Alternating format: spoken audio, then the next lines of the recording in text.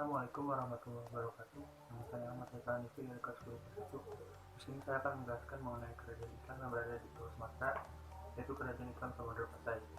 Materi-materi yang akan saya bahas yaitu yang pertama ada sejarah mengenai Kerajaan Samudra Pasai, yang kedua Raja-Raja Samudra Pasai, yang ketiga kehidupan masyarakat, budaya dan ekonomi Kerajaan Samudra Pasai, yang keempat peninggalan Kerajaan Samudra Pasai, dan yang kelima keruntuhan Kerajaan Samudra Pasai. Yang pertama, sejarah mengenai Kerajaan Samudra Pasai. Kerajaan Samudra Pasai didirikan oleh Maurasilo pada abad ke-13 setelah hancurnya Kerajaan Sriwijaya. Kerajaan ini pun menjadi kerajaan Islam yang pertama di Indonesia. Maurasilo akhirnya memeluk agama Islam setelah ia bertemu dengan Syekh Ismail yang merupakan utusan dari Syarif Mekah. Dan setelah memeluk agama Islam, Maurasilo pun akhirnya mengubah namanya menjadi Malik As-Saleh.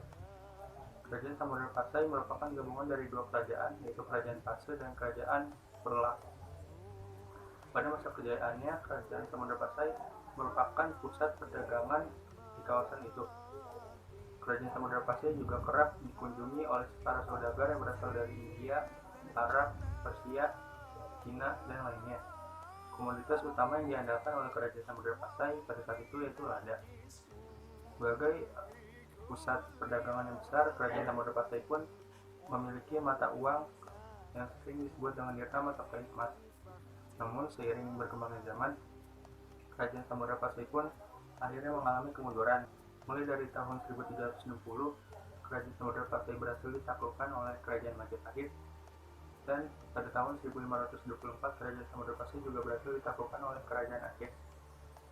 Materi yang kedua yaitu Raja-Raja Kerajaan Samudra Pasai. Raja yang pertama dari Samudra Pasai yaitu Malik As-Saleh atau Malikus Saleh. Malik As-Saleh atau Malikus Saleh memiliki nama asli Maurasilo, namun ia mengganti namanya menjadi Malik As-Saleh setelah ia memeluk agama Islam. Ia memeluk agama Islam setelah ia bertemu dengan Syekh Ismail yang merupakan utusan dari Syarif Mekah. Malik As-Saleh merupakan raja atau sultan pertama sekaligus pendiri Kerajaan Samudra Pasai, yang mana kerajaan ini merupakan kerajaan Islam pertama yang berada di Indonesia. Malik As-Saleh memimpin Kerajaan Samudra Pasai selama 30 tahun, mulai dari tahun 1267 sampai tahun 1297. Malik As-Saleh merupakan keturunan dari suku Imam Bawet atau keturunan 4 maharaja atau Mora bersaudara yang berasal dari Mon Kemar Sampah, yang merupakan pendiri kerajaan-kerajaan yang berada di Aceh para Islam. Malik As-Saleh wafat pada tahun 1297. Nama Sultan Malik As-Saleh diabadikan menjadi nama bandar udara di Aceh, yaitu Bandar Udara Malikus Saleh, dan menjadi nama universitas yang berada di Lok Sumawe, yaitu Unimal atau Universitas Malikus Saleh. Selanjutnya ada Sultan Mahmud Malik Az-Zahir. Ia merupakan seorang sultan penguasa Kerajaan Samudra Pasai yang bertahta pada abad ke-14. Dia merupakan raja yang paling dikenal karena dia mampu membuat Kerajaan Samudra Pasai menjadi maju dan terkenal. Dia menganut mazhab Syafi'i dan taat dalam beribadah. Di masa pemerintahannya, Kerajaan Samudra Pasai terkenal sebagai kerajaan yang maju dalam sektor perdagangan. Di wilayah Kerajaan Samudra Pasai banyak dijumpai pedagang yang berasal dari Cina dan India yang membeli rempah-rempah, terutama lada. Selain itu, di Kerajaan Samudra Pasai juga banyak dijumpai barang-barang yang berasal dari Cina yang dapat dibeli oleh para pedagang tanpa harus berlayar ke Cina. Selanjutnya ada raja ketiga, yaitu Sultan Zainal Abidin III. Sultan Zainal Abidin III merupakan raja terakhir sekaligus raja keruntuhan Kerajaan Samudra Pasai. Dia memiliki nama lengkap Zainal Abidin bin Ahmad bin Muhammad bin Al-Malik As-Saleh. Selanjutnya ada kehidupan masyarakat. Yang pertama ada kehidupan masyarakat di bidang ekonomi. Kehidupan ekonomi masyarakat Kerajaan Samudra Pasai berkaitan dengan perdagangan dan pelayaran dikarenakan letak Kerajaan Samudra Pasai yang berdekatan dengan Selat Malaka yang merupakan jalur perdagangan internasional pada saat itu. Maka dari itu, Kerajaan Samudra Pasai memanfaatkan kondisi itu dengan cara berdagang, karena Selat Malaka juga dapat menghubungkan Samudra Pasai, Arab, India, dan Cina. Samudra Pasai juga menyediakan bandar-bandar dagang untuk perbekalan dalam berlayar dan juga menyediakan jasa dalam mengatasi masalah perkapalan. Namun selain itu, masyarakat Kerajaan Samudra Pasai ada juga yang bermata pencaharian sebagai petani dan ternak.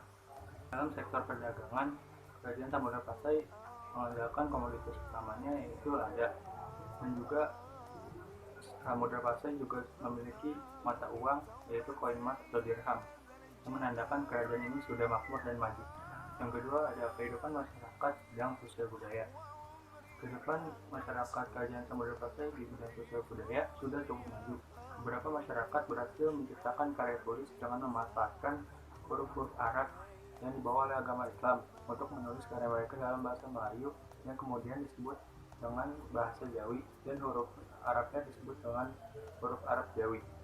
Di antara karya tulis tersebut terdapat Hikayat Raja Pasai atau HRP atau Hikayat Raja Pasai, menandai dimulainya perkembangan sastra Melayu dan ilmu tasawuf di bumi Nusantara. Selanjutnya peninggalan Kerajaan Samudra Pasai.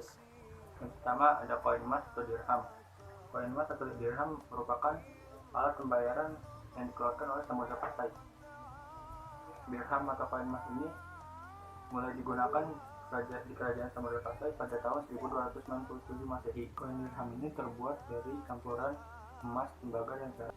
Sisi atas koin dirham ini bertuliskan Malik Az-Zahir, dan bagian bawahnya bertuliskan Al-Sultan Al-Adil, yang artinya sultan atau raja harus memberi keadilan kepada seluruh masyarakat. Yang selanjutnya ada lonceng Cakradonya. Cakradonya merupakan lonceng yang berbentuk stupa. Lonceng ini dibuat di negeri Cina pada tahun 1409 Masehi. Lonceng ini merupakan pemberian dari Kaisar Yongli yang mengutus Laksamana Cheng Ho untuk memberikan lonceng tersebut sebagai tanda persahabatan antara kedua kerajaan tersebut, yaitu Kerajaan Samudra Pasai dan Kerajaan Cina. Selanjutnya ada naskah surat Sultan Zainal Abidin dan Makam Raja. Naskah surat ini merupakan tulisan dari Sultan Zainal Abidin pada tahun 923 Hijriah atau 1518 Masehi. Naskah ini ditujukan kepada Kapitan Moran. Surat ini ditulis dengan bahasa Arab yang isinya menjelaskan situasi Kerajaan Samudra Pasai pada abad ke-16. Lalu ada makam raja. Makam raja ditemukan di sekitar wilayah Kerajaan Samudra Pasai.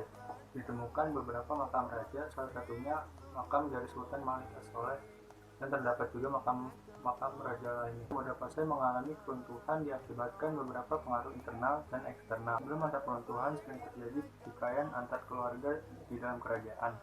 Perang saudara dan pemberontakan pun tidak bisa dihindari. Tahun 1521, Portugal menyerang Kerajaan Samudra Pasai. Pada saat itu, Kerajaan Samudra Pasai runtuh. Namun bibit-bibit Kerajaan Samudra Pasai masih ada, sehingga tahun 1524, Kerajaan Samudra Pasai menjadi bagian dari Kesultanan Aceh. Selain itu, terdapat beberapa penyebab atau faktor-faktor yang menyebabkan runtuhnya Kerajaan Samudra Pasai, di antaranya yang pertama serangan Gajah Mada pada tahun 1339 dengan tujuan menyatukan Nusantara, namun akhirnya gagal. Selanjutnya karena berdirinya bandar di Selat Malaka yang lokasinya dan letaknya lebih vital dan strategis, dan yang terakhir karena adanya serangan dari bangsa Portugis.